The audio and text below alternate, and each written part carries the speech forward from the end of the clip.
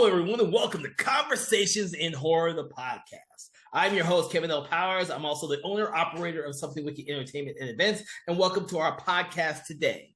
So, for everyone out there who is familiar with the podcast, you know that what I do is I take a film and me and a special guest, which changes per episode to episode, decide to dissect and analyze a particular film from the perspective of actual film critiques or as just general film lovers.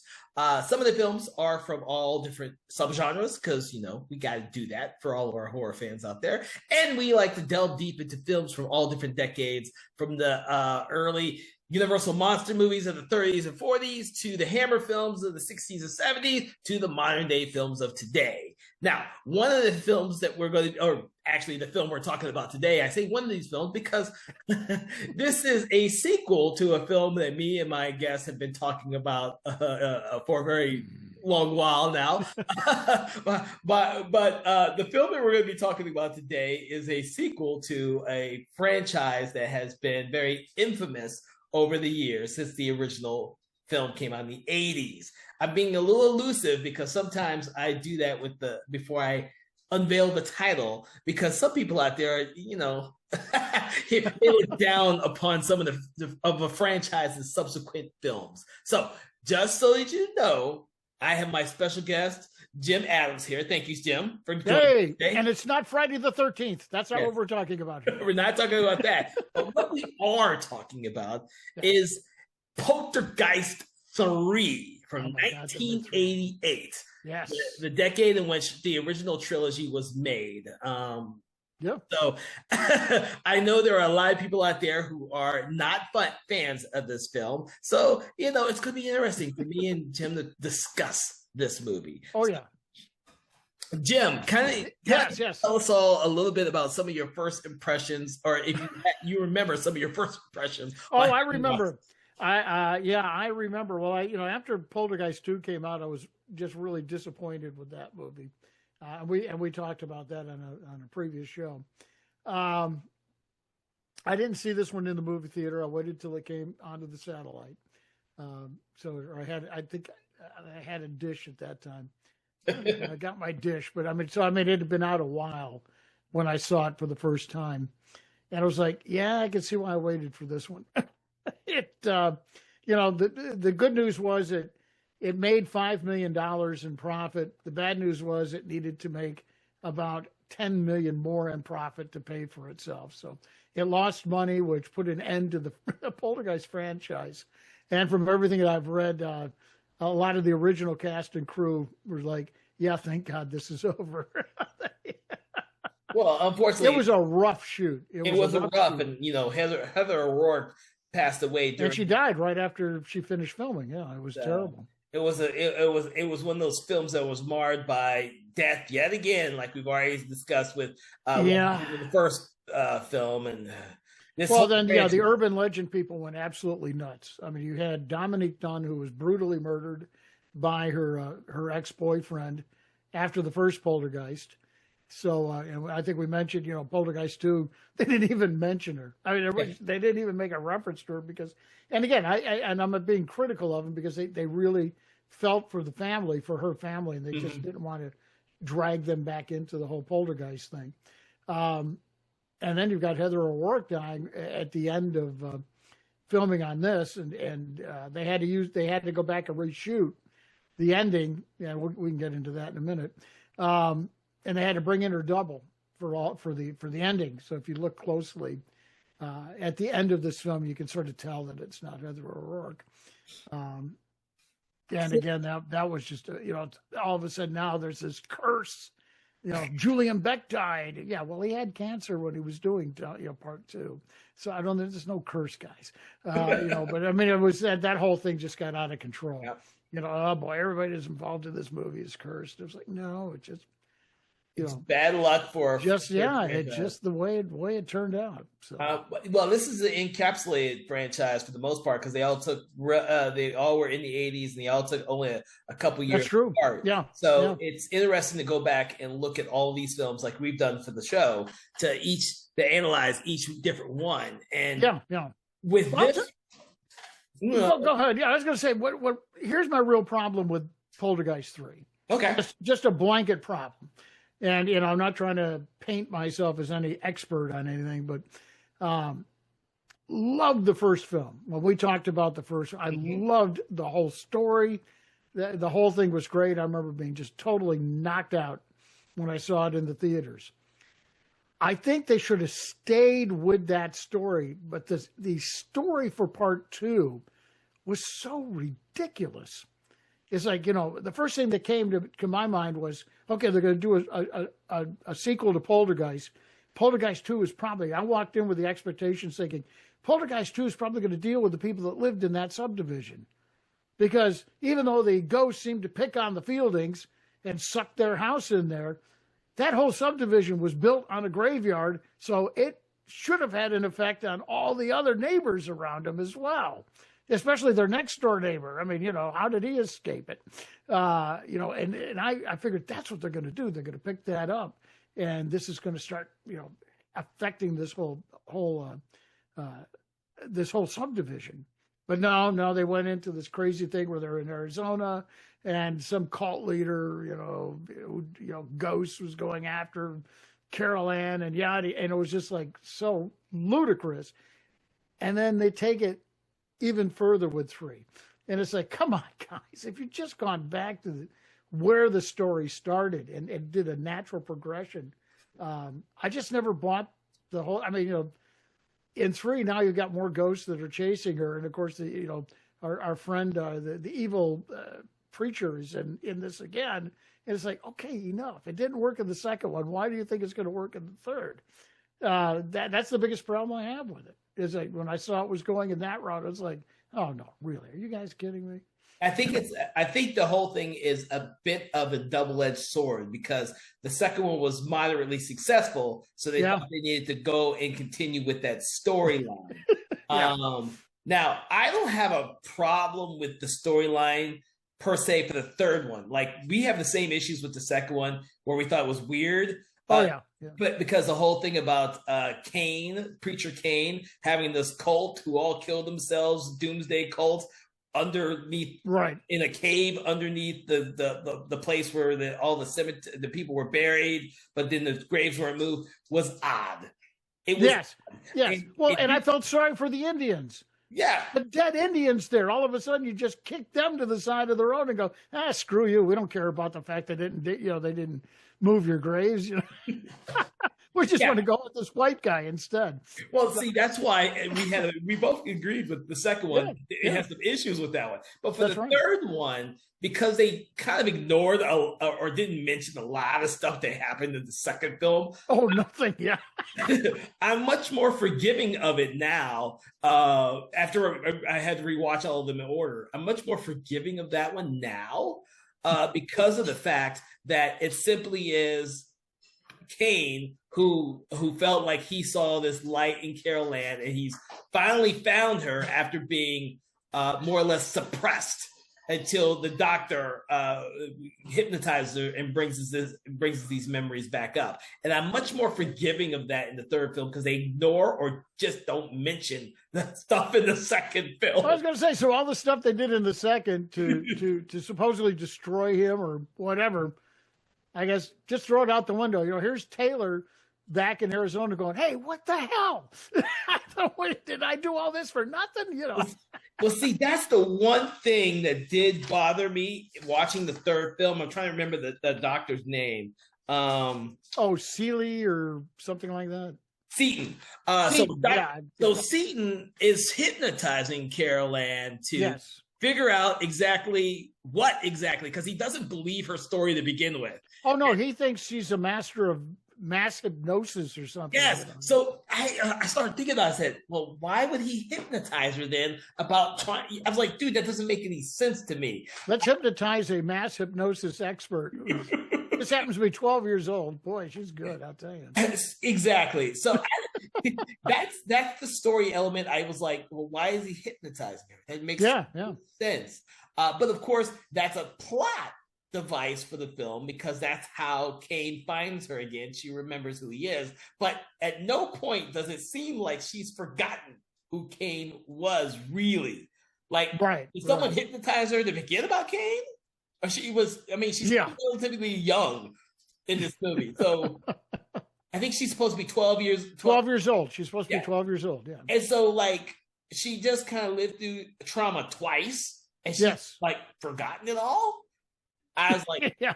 I don't and think so so. the doctor hypnotizes her, Yeah. and she starts to remember stuff. Now, see, this is where that Wouldn't she have been more traumatized by the fact that basically her mother and father said, "Get the hell out and go stay with your aunt because we don't want you around right now"?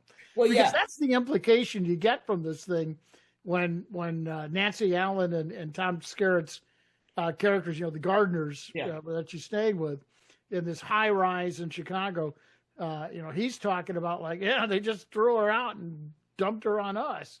You know?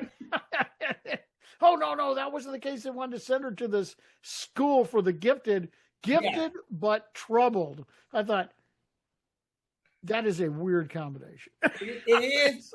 I don't think I've ever quite heard of something like that. But that's the whole part of the plot to get the story going. The reason for her being with her aunt is because they're close to this special school for her. Yeah. And when you get past some of the other plot things, that's okay. Yeah.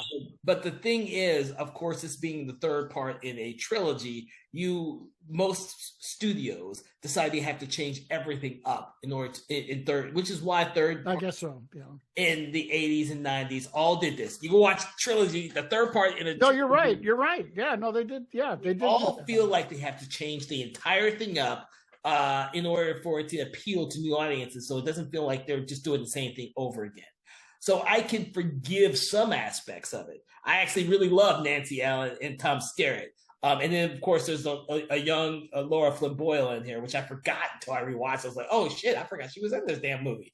Yeah, this was, I think it was her debut, if I'm not mistaken. It could be, and I just completely forgot because it's she's really, really young in this. I'd forgotten she was in it. And I looked and went, wait a minute, is that her? And then, so I'm looking on my phone and IMDb real quick going, oh my God, that was her. Okay. So there is a lot of things I can forgive about the story. The thing I love about this movie, and I think it's a really brilliant on the part of the director who I can't think of his name. Oh, I can get you his name real quick. It's Gary Sherman. Gary Sherman is the fact that I love the way that he directed this regarding the use of reflections and mirrors. Now I'll give him that. That was really brilliant. I liked the way the film was shot. I'll give him that, and he was a proven director, and he did a lot of Poltergeist. He did the Poltergeist Legacy TV series, and so I mean, no, he had a proven track record. I had forgotten how clever a lot of the sequences were regarding. And he did all practical effects, which always wins my heart over there. So I mean, I'll give it to him. I just think the story was ridiculous. Well, yeah, I guarantee you he probably did too, and he was trying to work with the best that he could. Well, he complained that the problem was the budget because they slashed his budget. He had I think 117-page script, which would generally translate into about a 2-hour movie if you're figuring figuring a minute per page. They slashed it down pretty bad, and they had to cut it down to like 90 or whatever, and claimed that if he had not had to cut so much material, that it would have been a better movie. But that's the only time I'll disagree with Gary. It's like, no, dude, I don't think the story was right to begin with. So I don't think that was the problem. I think with having watched this, all three of them in a row, I think the ending for this one's a much stronger ending than the second film. Which when we rewatched it, we discussed it. It was like, God. Oh, it is stronger. Yeah, the studio made him go back and reshoot the ending because they wanted a PG-13 rating because they were only getting a PG. Oh, wow. Like, oh, no, we want 13. We want 13. And so he had to, but that's what they had to bring in. And then unfortunately, right after that decision was made, Heather O'Rourke dies. So then they have to bring in her double to. So if you look closely at the end of that, scenes where she's with, back reunited with Bruce and Pat, She's never facing the camera. Never She's facing the always, camera. they're always holding her, and you just see the back of her head or whatever like that. Yeah. For those of you out there who may have skipped Poltergeist 3 or have never watched it, essentially, Carol Ann from the first two movies has been shipped off to live with her aunt. Yes. Her aunt and uncle. They're both very well to do. They're wealthy, and he is the manager of this high rise, and the aunt has a shop there or whatever. I noticed that too. That it's a multi-billion-dollar a hotel. Yeah, expensive people and galleries. So you go right. She's got the gallery. Yes, well, it's all galleries because you see them walk through the gallery. Oh, that's true. Yeah, that's true. Yeah. Which I had forgotten about till I rewatched. Sort of reminded me of Shivers. You know, the building that was in that, all self-contained. You'd never have to leave the building. Never have to leave the building. Right there for you. Which I'm sure was chosen because of that whole era, the late 80s. That was really big, and they decided to make the movie revolve around that, which in and of itself adds a different dimension to the film because instead of being in the house, they're in this immediate high-rise building, hotel. Yeah, they only leave it like one time to take her to school. Take her to school. And so you see different aspects of a hotel life, which contrasts with what you've seen in the last two movies. No, that's true. That's true.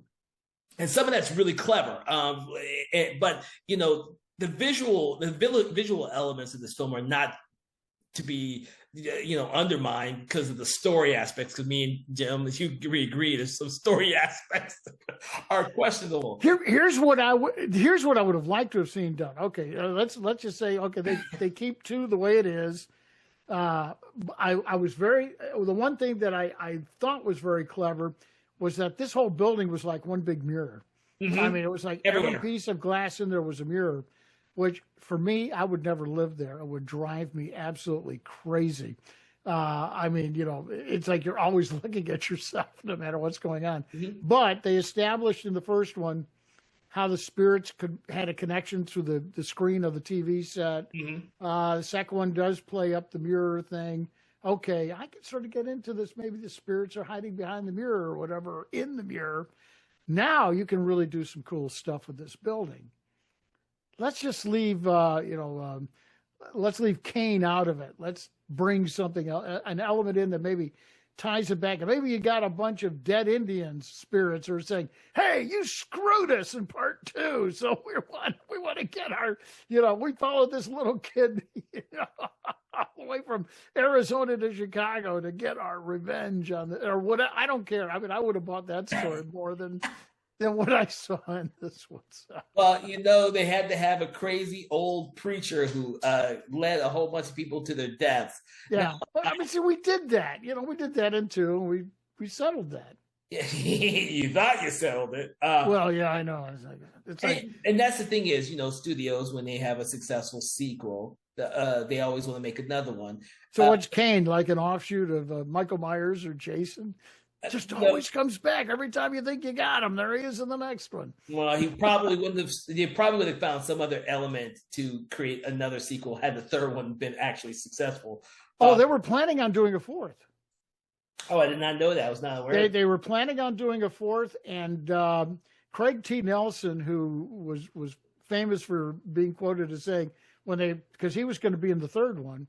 And he said, "Nah, 2's enough. That's enough for me. I'm not going to do it anymore." But apparently he had a change of heart and said, "Okay, I'll do the fourth one. Just when you're ready to do it, let me know." But they scrubbed it because this one lost a lot of money. It was a total flop. Well, it's the situation of diminishing returns with most horror sequels, especially. Sure, yeah. And the bad juju with this one, with her heroic dying, absolutely. Well, and Gary Sherman was ready to scrap the whole thing after she died. I mean, they'd already shot it out, and all they needed to do was reshoot the ending. And after she died, he said, "Nah, we're just not going to do this." And the studio said, "Oh, no, you don't. We've spent 14 or 9 million or whatever. Yeah, $9 million on this thing. No, you are not going to just scrap this thing. We are going to finish this project. If you don't do it, I'll bring someone in to do it for you." And he said, "Oh, okay. Well, I guess I'll shoot the ending then." But also, I wanted to make sure that everyone knows that once Carol Ann, more of the plot. Once Carol Ann goes live with her parents, Dr. Seaton, who's a psychiatrist who believes that she faked, her and her family faked the entire incidents of the first two movies based on mass hypnosis, is trying to prove that she is nothing but a hoaxer. Or somehow she can convince people to see it her way. Yeah. She's a 12-year-old who can convince people, lots of people, to see things her way, which is ridiculous when you think about it. But that's the part of that's the plot thing. Unfortunately, when Dr. Seaton starts hypnotizing her, she starts remembering who Kane was. Yes. And then Kane realizes this or can find her. That was the thing. Yeah, the hypnosis caused him to track her down. And oops. We don't know how or that happens. They just Zelda Rubinstein, Dr. Tangina, just comes in there and says, You started to hypnotize her and you started to make her remember. So Kane found her. Yeah. I'm glad she's back because she's always a great mainstay for this entire. Oh no! I was going to say Tangina and Carol Ann are the only people that were in all three of them, and rightfully so. They're the most fun characters. I thought, and I don't know if it had to do with Carol Ann's sickness. It was a weird disease that she had that had been misdiagnosed, so she was obviously, I would say not obviously, but probably in some pain doing this film. It was supposedly in remission, and then she died like a month after they wrapped shooting on her. It just seemed like in some parts of this movie, he had her really overacting. That got sort of irritating in the beginning of this film. Where she didn't act like a 12. She was like a 12-year-old trying to act like she was older. And I don't think it was her. Because from the first two, I saw this gal can act. She's one of the better child actors I've seen. I think this was Gary Sherman directing her, and he wanted to showcase her in the third one. He wanted the whole story to be centered around her. Yeah, but it just seemed like. Some of those early scenes, she's really going over the top on this thing. Like I'm trying to remember how old she actually was. She was 12. She was 12 when she died. Yeah, she had just turned 12 about a month before her death. All right. That's kind of crazy. She was. Yeah, I just looked her up. So she was born in December 27th, right after 2 days after Christmas. It's kind of crazy. Right, and then she died on February 1st, I believe. Yeah, so the thing is, I would say that I think you're right. I think it's almost a little bit uneven because I think the weirdest thing is that I don't know if her character, she as the actor, was realizing whether or not her character is not supposed to remember who Kane is in the early versus the scenes where she's supposed to remember who Kane was, because it's a little confusing. And I only noticed that on the rewatch.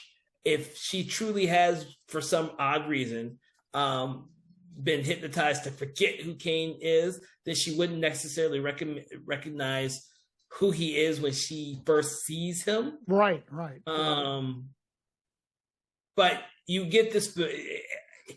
You're right. Those early scenes are kind of odd. It doesn't make I would have much preferred to see a character who was saying, "Why did Mom and Dad make me go to Chicago? Why don't they want me anymore?"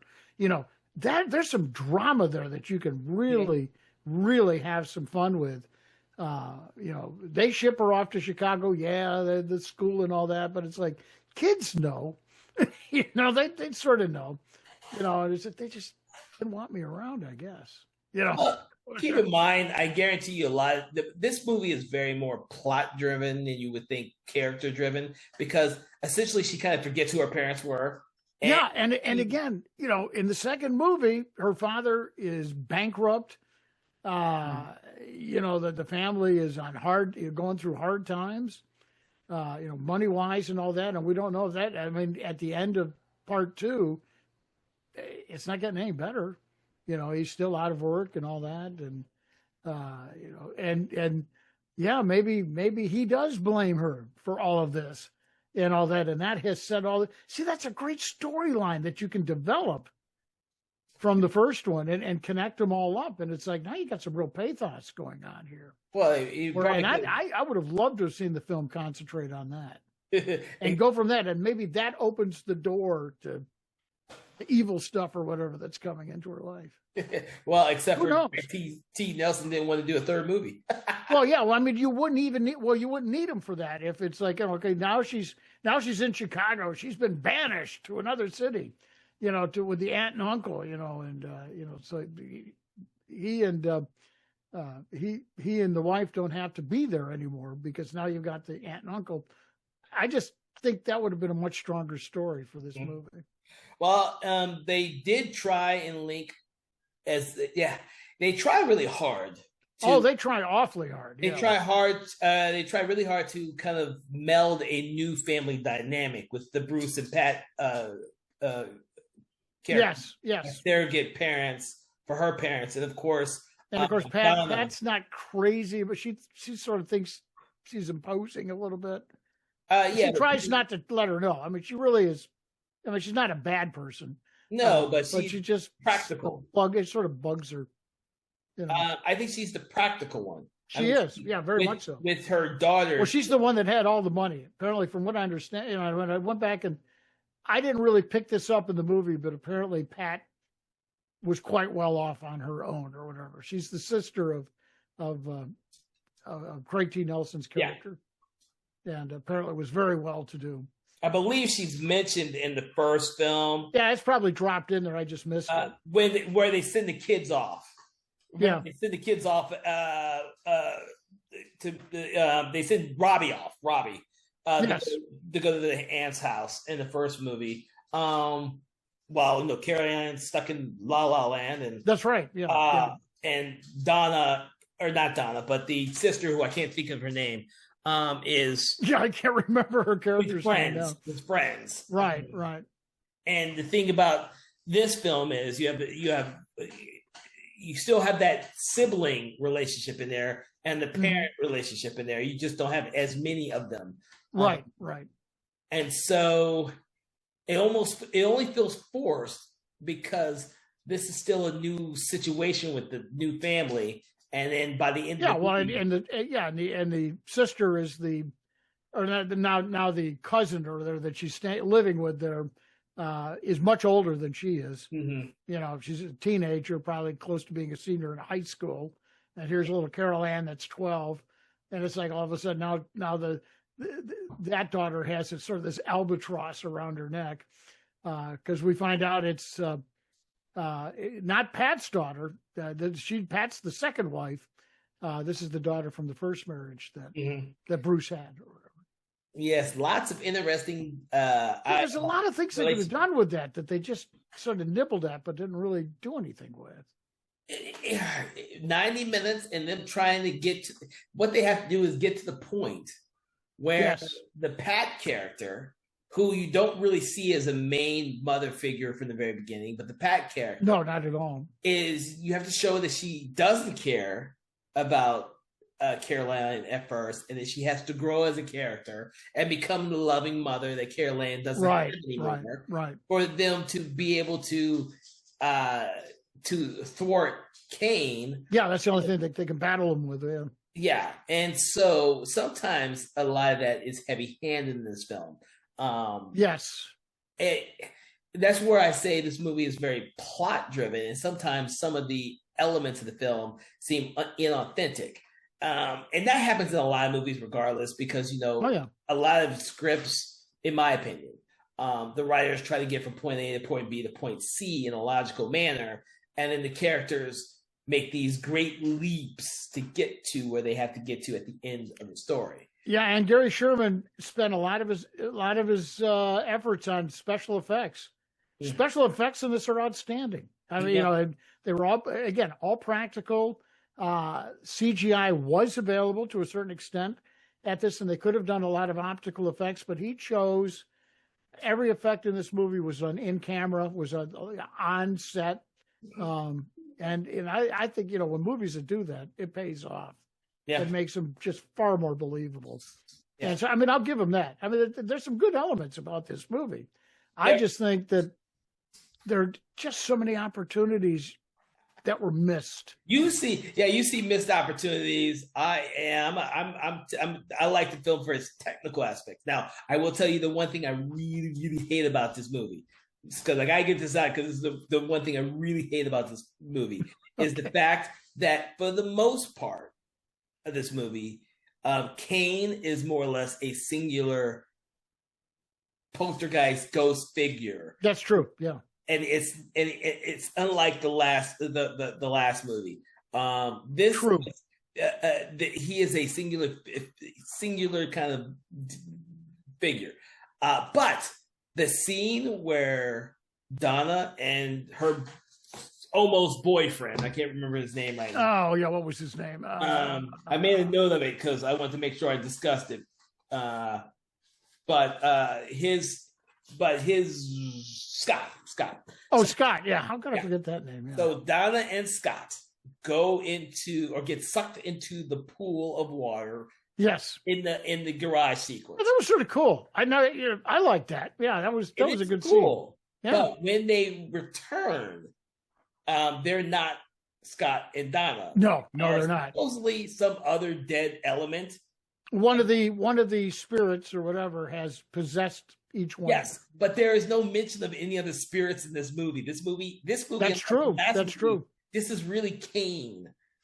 It's all Kane in this one. Yeah. So when you see all those hands grabbing for them and everything, and those two individual entities who take over the fake Donna, fake Scott.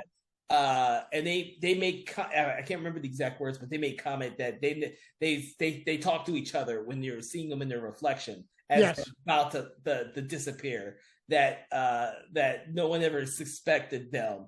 Right. And you're like, well, this movie doesn't make mention of any other ghosts other than Kane. And at the very end, that's true. Is only leading one ghost, Kane, to the light. Yeah, it's sort of like, once you get him, you get them all, or whatever. I don't know. I guess that's the implication.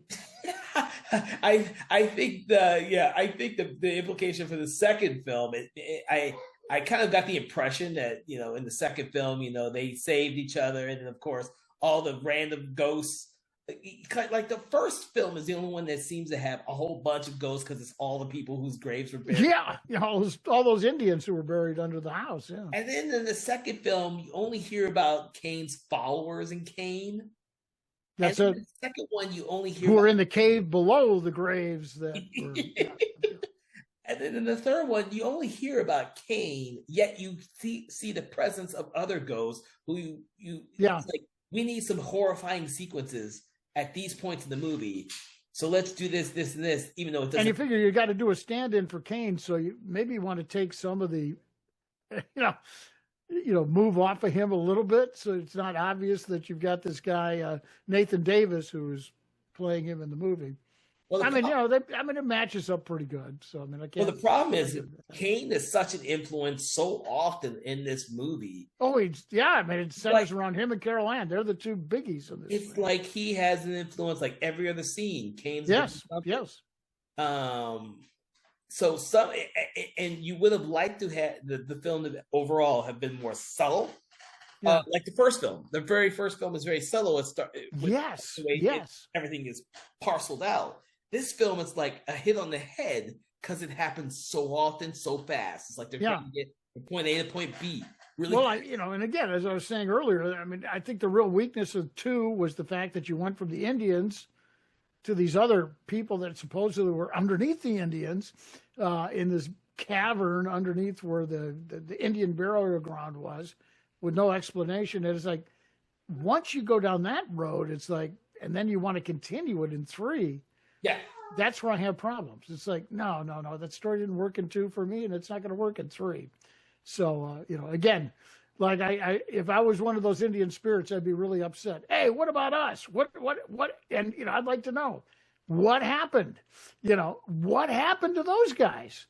Just because, I mean, okay, they sucked the Feelings house down into the ground and all that, but hey, whatever happened to them? They didn't go away. All of a sudden this Kane guy shows up, and it's like, if I was those Indians, I'd be pretty pissed off. It's like, hey, come on, what are we, chopped liver here? Come on. Yeah, I deal with us here.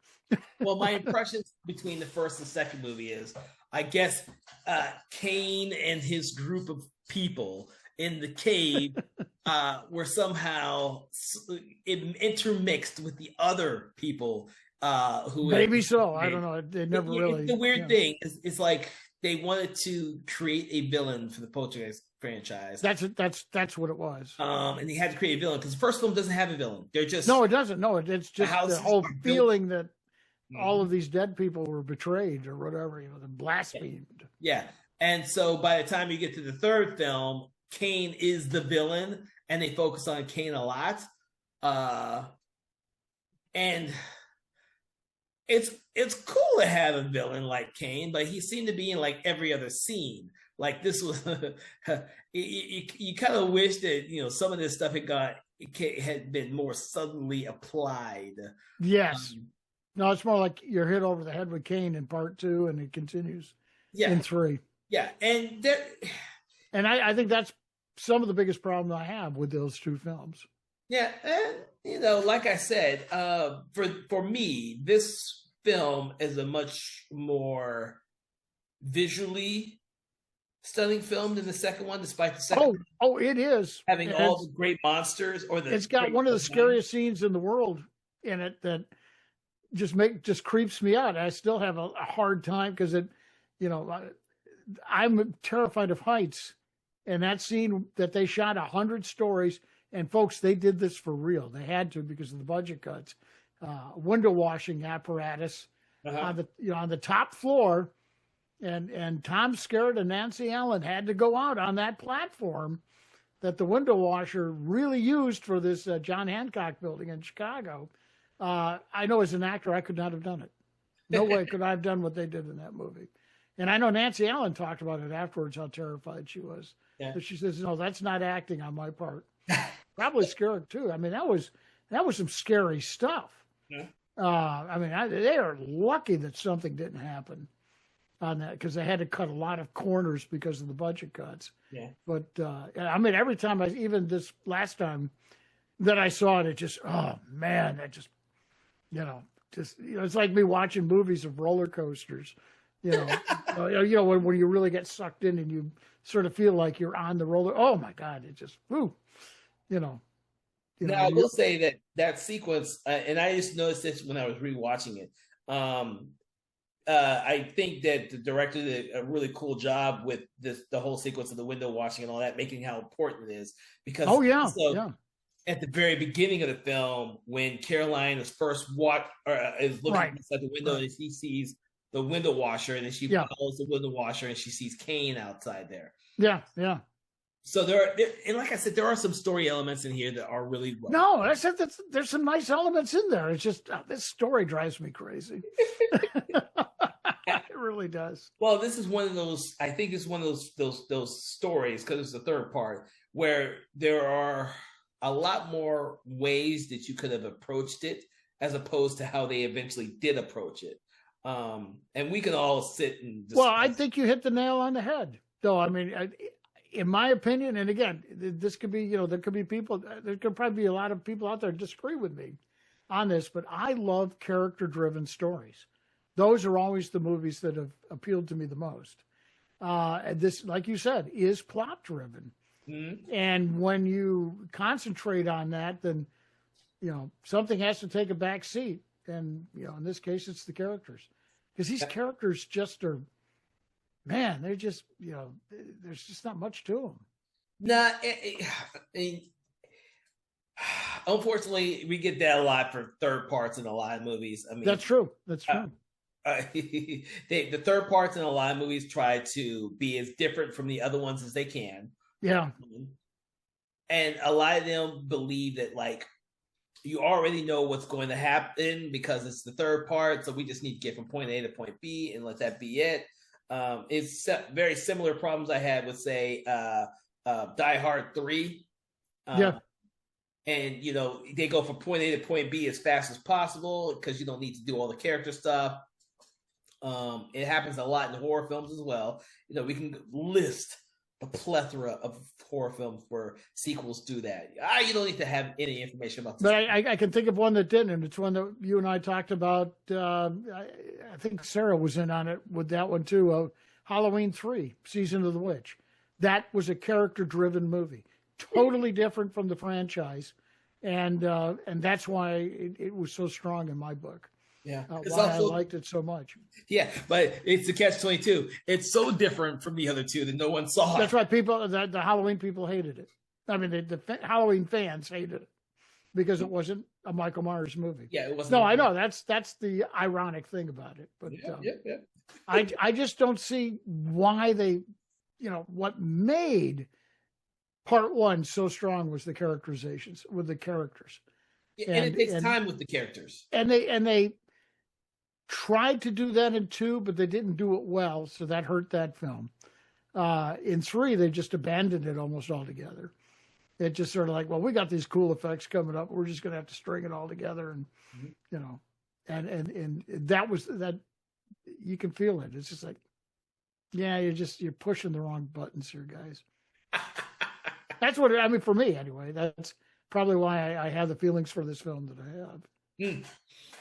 The funny thing is, growing up watching this in the 80s, so I saw part 3 probably when it first came out on VHS, because that's when I saw it for the first time. Yeah. I remember when it was released at theaters, and I was dying to see this because even at that young age in '88, I was a huge fan of the Poltergeist films, even though I hadn't seen the second one nearly as many times as I saw the first one. Right. That. But with the third one, I actually think I've watched that one more than I ever watched the second one. I'll put it this way: I would watch the third one more than the second one. I mean, when we did Poltergeist 2, that was only like the third time I'd ever seen that movie. and I only watched it for the third time because we were going to do this. I'll say this: regarding the Poltergeist franchise, the first one and the third one, I would normally watch without having to watch any other movie. First one is classic to me. I could watch it anytime without watching any of the other films in the franchise. The third one, I would watch sometimes without watching the first or the second one. More often than not, I would watch it right after watching the first one. The ironic thing about it is, you don't have to watch the second one in this three-part trilogy, because you could go from the first one to the third one, seamlessly. Yeah. Okay, because last time we saw at the end of the first one, they're going into the motel room and then throwing the TV out or whatever, and then jump to the third, and Carol Ann's been shipped off to Chicago, and it's like, hey, we can make this work easily. Yeah. Easily make that work, and you don't need 2 at all. No, which means you don't need Kane anymore. Now, I will say this movie does rely a whole hell of a lot more on jump scares than any of the other films. Oh, God, yes. There's a bunch of those. There's a bunch of those in this film, and I think that was... only film I can think of that has an exploding cat. There may be some others that I'm forgetting about. But... There are plenty of jump scares in this film. Yeah, there are. Because I think that was what they thought audiences wanted in the late 90s. We've been watching a lot of late or 80s films lately for the podcast, and so I've been noticing that. They were master. Yeah, I mean, they loved the jump scares. Yeah, all the 80 films.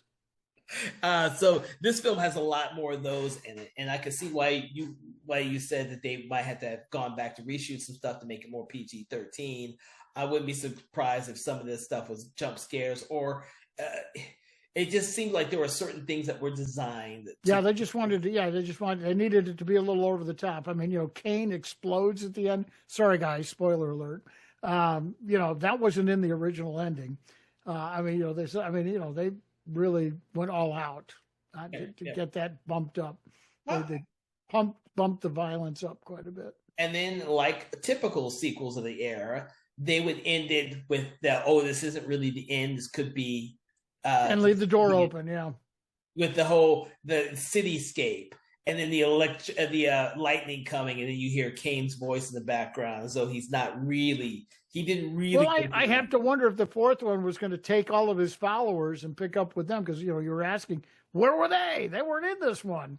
So maybe we literally blew Kane apart. He's in pieces all over the netherworld or whatever. So maybe in the next one, if Carol Ann's still around, you've got all the followers going, "Hey, you killed our leader, man."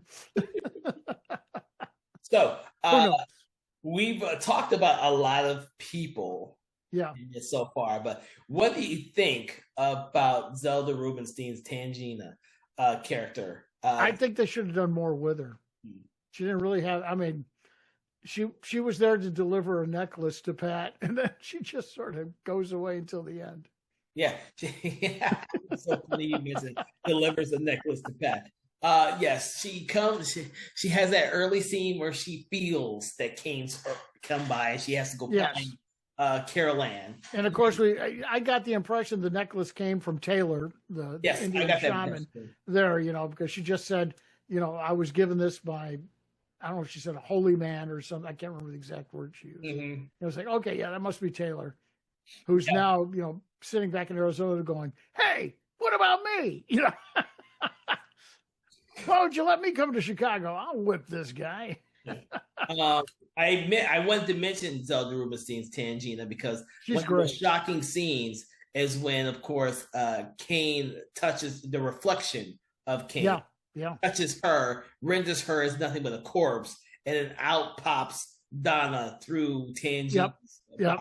Which I think is probably the most. That's a wild scene, yeah. That's a wild scene, and then of course you have Donna just screaming about Carol Ann after that scene. But the idea that's how you play with the audience, thinking that you kill Tangina, and out from Tangina's body comes Donna. I didn't expect him to kill Tangina. I didn't see that coming. No, I guarantee that it's all shock. It's shock. That's a shock value, yeah, absolutely. Shock value, because she does come back at one point. Oh yeah, at the end, at the very end. So it's not. It's one of those things that you're not expecting, and that's what this movie has a lot of. Like we said, jump scares. It has.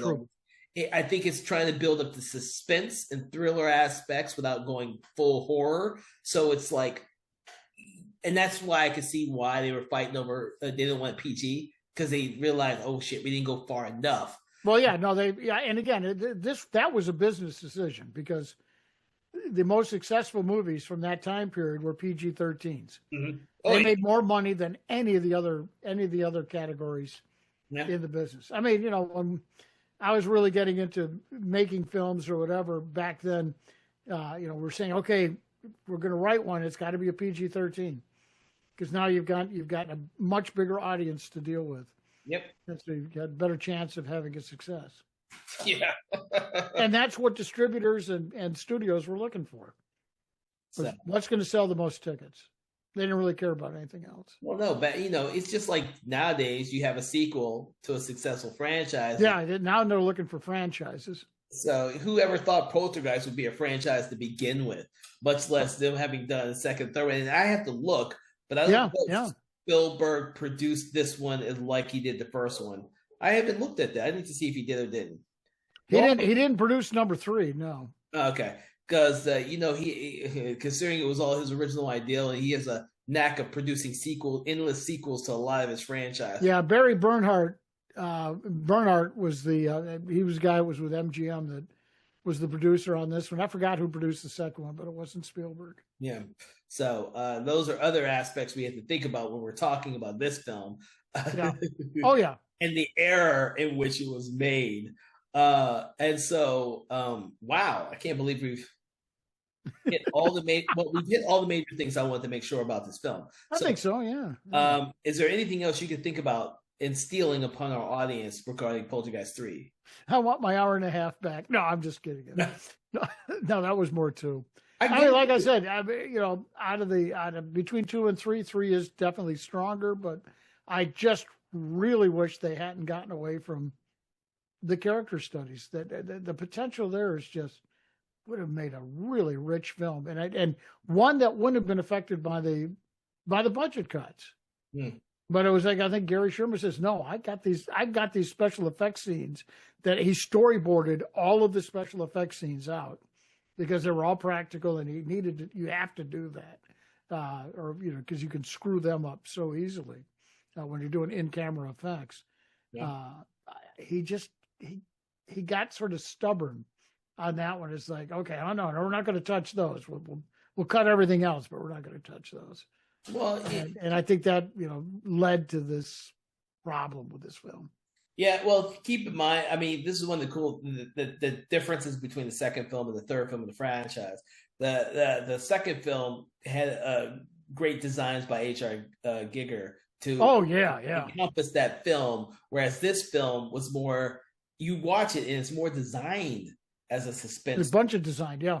Than it is a monster film. Like, you don't see any monsters in this film. No.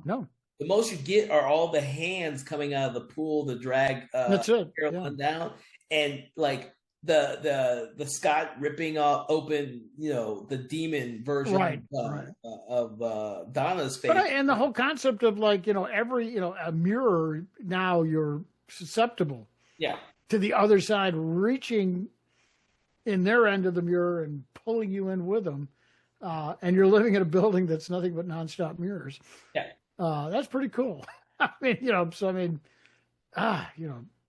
but you got to have strong characters to make it work. Yeah, and so I'm glad we discussed all three films, but especially there was the first film is a hard act to follow. It's such a hard. Oh, absolutely, no, that was well done. And the second film focuses on different things than the third film does, and each of them have different qualities that are good, but nothing that comes to at least part of what the magic of the first film was. No, absolutely. No, and that's why I'm just so disappointed that they couldn't have made stronger characters there, because that would have pulled me in.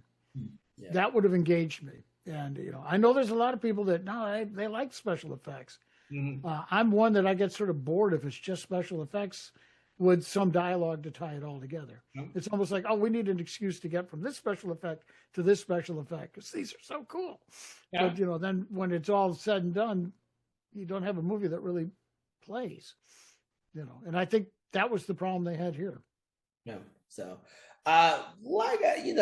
it's not a flawless movie. It's not nearly as bad as some of the films out there that I've seen, and not nearly. No, I will say that. I will say that it's not as bad as what some people say. It doesn't always deserve the criticism that I've heard about this one. Yeah, this one's gotten a lot of bad criticism, and horrible. Yeah. That.